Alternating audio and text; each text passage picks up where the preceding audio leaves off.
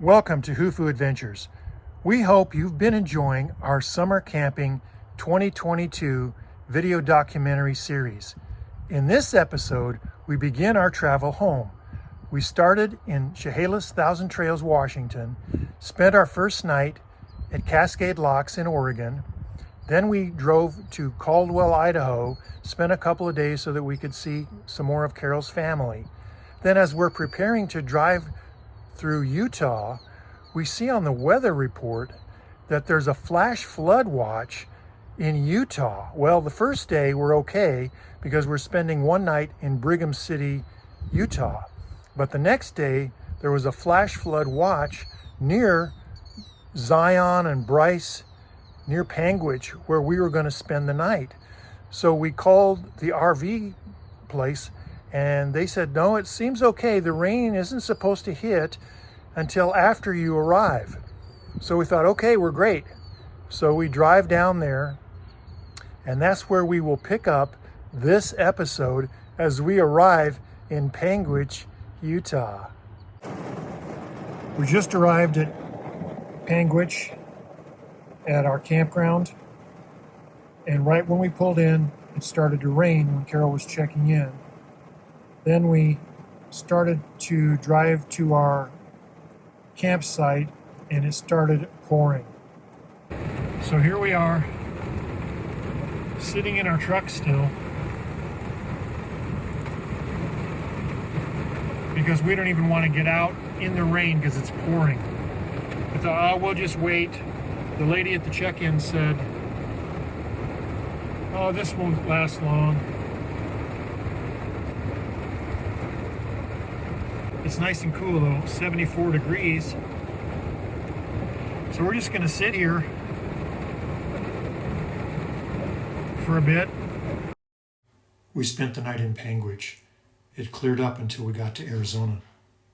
Just when we thought the rain was over, there it is again. Oh my goodness. Holy mackerel. Oh, man, all right.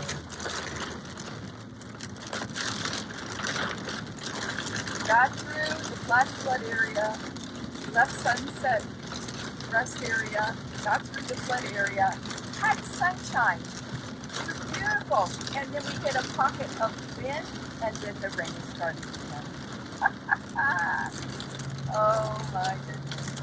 Okay, so we made it back from our trip, and I just want to show you our backyard. After a lot of the wind and the monsoon storms, we knew there'd be leaves all over the place, but the shocking thing was we had put weed cloth in our garden beds that were fallow for the summer to prevent weeds from growing, but they didn't work so well. Let me show you.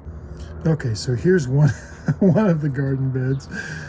It's just solid weeds. Now, obviously the wind blew some of the weed cloth over. We had them pinned down. Other ones worked better. This one worked fairly good. That one not so much.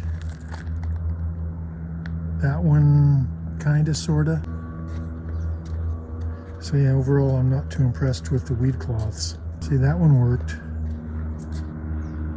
That one didn't. That one really didn't work at all.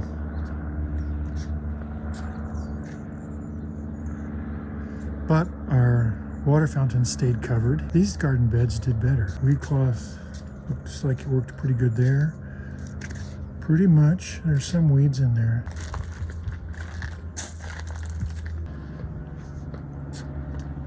Our Marionberries from Uncle Paul are not doing too well.